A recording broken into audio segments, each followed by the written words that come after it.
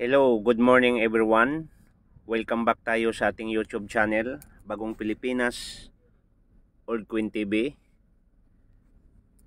So, mayroon naman tayong ibabahagi sa inyo ang isang lumang barya na kung saan itong barya na to ay mababasa po natin dyan ay 10 centimos Pilipinas. Makikita natin sa tagiliran po nito ay United States of America. Ang date niya mga idol ay 1944. Yan po ang pag-uusapan natin kung itong barya na to ay mayroon bang halaga. Pero bago ang lahat, nais ko kayong anyayahan kung kayo po ay baguhan pa lang sa aking YouTube channel. Kayo po ay aking anyayahan na mag-subscribe, paki-like at pakipindot ang notification bell para lagi tayong updated sa mga ating ginagawang video mga idol. So nais kong batiin at nagpapasalamat sa mga taong sumusuporta sa aking YouTube channel, Bagong Pilipinas, Old Queen TV. Maraming salamat sa walang sawang panonood ninyo. At sana suportahan ninyo ang aking YouTube channel. At i-subscribe ninyo, i-like at pakipindot ang notification bell para lagi tayong updated sa ating mga lumang barya.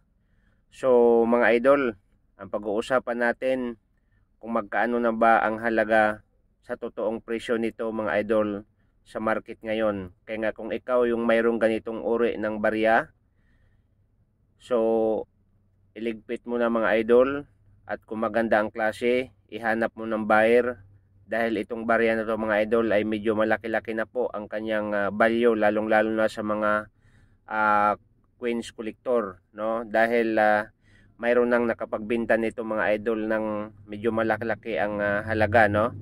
Itong Queens na to 10 centimos Pilipinas. So mga idol, paalala lang, yung Queens na ito ay maraming iba't ibang date, pareho ang kanilang hugis. So dapat titingnan ninyo yung pizza, no? Titingnan nyo kung ilang sentimo, no? So pare-pareho po ang kanyang hugis. Kaya nga baka malilito po kayo, no? So yan po, same scenario ay isang babaeng Liberty ay may hawak ng isang hammer, at yung tagiliran po niya ay andyan po yung bulkan na umuusok po sa bulkang Mayon, Legazpi City, Bicol. At nandito mga idol, dahil English series ito, andyan na naman yung agila at andito naman yung logo ng United States of America. So English series ito mga idol ha, itong baryang ito. So ngayon mga idol, 10 centimos 1944 D. Ibig sabihin mga idol, Denver Mint, no? Okay, so issue Philippines, period Commonwealth Series 1935-1946. Yan, tandaan nyo mga idol ha. And year 1937-1945.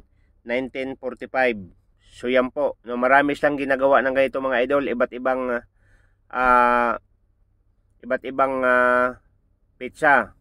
Pero mga idol, abangan ninyo ang susunod nito nung 1945 dahil medyo malaki ang kanyang value yung 1945. Maya ito po ang aking kasunod na ibibidyo, no? Okay, so ang value po niya ay 10 centavos. Composition po niya, silver 750, copper 250. Tandaan nyo ha. And higit sa lahat mga idol, ang kanyang timbang 2 grams. Okay, ang kanyang diameter 17 mm. At ang kanyang thickness 1.26 mm. At ang number ng kanyang barya, pag i-search niyo sa Google mga idol, ay 4712. 4712. Yan po yung ano niya. So mga idol, ang kanyang mintage ay 31,592,000. So yan po ang kanyang mintage. Mga idol, itong barya na to, hindi ko to nilinis para hindi magagasgasan. Pakikita naman niyo na napakarumi pa tong barya. So ibig sabihin itong barya itong mga idol ay nahukay ito, no? Hindi ko pa nilinisan, no? Dahil may nag-advise sa akin mga idol na yung barya daw ay dapat natili sa kanyang kulay, no? Para mayroong balyo. Okay. So lettering United States of America, Commonwealth of the Philippines, D 1944. Designer Melesio Figueroa, Charles Barbers. So yan po ang nag-design nito mga idol nitong coins na ito, no? So mga idol, punta tayo sa presyo sa coins na to, kung magkaano ba ang kanyang halaga sa market, no, para malaman ninyo, no?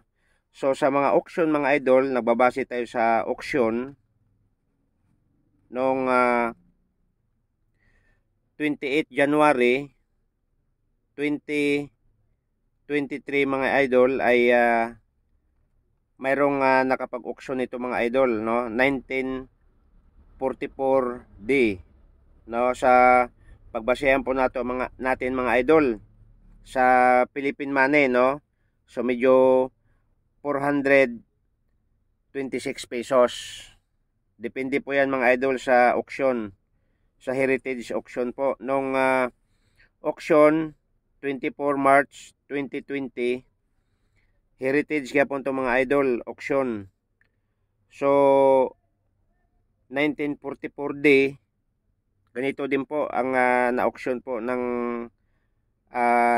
coins na ito. So may nakapagbenta mga idol, nakapag-auction ng 11,524. Nasa $240 mga idol. So yan po ang presyuhan nito mga idol, no, sa mga magaganda po ang klase. At mayroong bumibili mga idol ng 500, 300, 250, depende po sa kanyang klase sa barya. So mga idol, ulitin ko, nais ko kayong anyayahan kung ikaw ay baguhan pa lang sa aking YouTube channel, Bagong Pilipinas Old Queen TV. Paki-subscribe, paki-like, pakipindot ang notification bell para lagi tayong updated sa ating mga ginagawang video mga idol.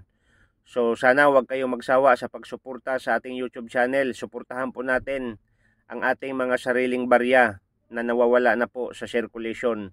So maraming salamat and welcome.